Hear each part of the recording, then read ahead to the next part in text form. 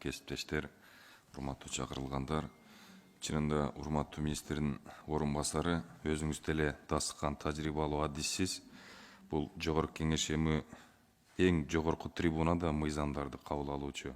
Ал мыйзамдар баардыгына милдеттүү шартта аткарылууга жатат. Президенттен тартып бош базардагы ташка түрткөн жаранга чейин. Ана мындай редакциялык мүнөздө грамматикалык каталар бул жерде акылга сыйбаган нерсе да, сөзсүз түрдө. Силерде министрликтерде тиешелүү бөлүмдөр бар. Биринчи ким? Адис эксперт карайт, туурабы, исполнитель. Анын заведующий отделы бар.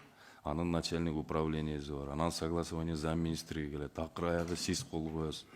Өкмөттүн өкүлчүлүгү карайт. Анан бул өтө одоно ката да, мына азыр биздин коллега айткан. Конституция өзгөргөнүнө канча болду, дагы деле мурунку шаблон мененчи. Мындай болбошу керек. Кайталанбашы керек. Бул өтө жаман, жакшы эмес көрүнүш. Урматтуу коллегалар, если по существу рассматриваемого проекта закона, я считаю, что на самом деле проблемы есть в связи с так называемыми тендерами, усложненный порядок, где есть коррупционные риски, где есть конфликт интересов. И закон, конечно, требует доработки, рассмотрения, чем в настоящее время они занимаются. Я полагаю, что, тем более, если это инициатива главы государства, есть необходимость поддержать концепцию, а затем в порядке, предусмотренным регламентом, в течение 10 дней, в письменном виде сунуштары верзек, они отработают, если учтут жақсы проекты палатадан кабыл алсак болот. Себеп мына тендер маселеси мен да жергиликтүү өз алдынча башкаруу органдарда иштеп көрүп калгамда, байкап калгам.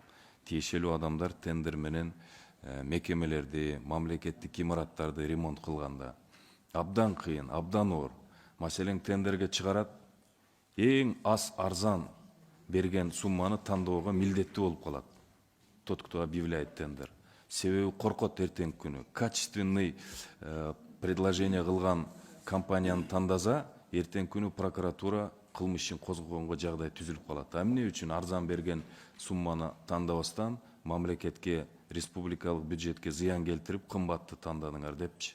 А арзанын тандап алса, бир шылуун аферист компаниялар болушу мүмкүн. Өзүнүн каражаты жок, убакытты сөзөт, өз убагында иштерди бүтүрбөйт. Ошон үчүн мыйзам долбоору доработканы действительно требует, да. А бирок ал кандай болот, ошону биргеликте кылышыбыз керек. Концепцию я тоже одобряю, за. Ошол оюм, коллегалар.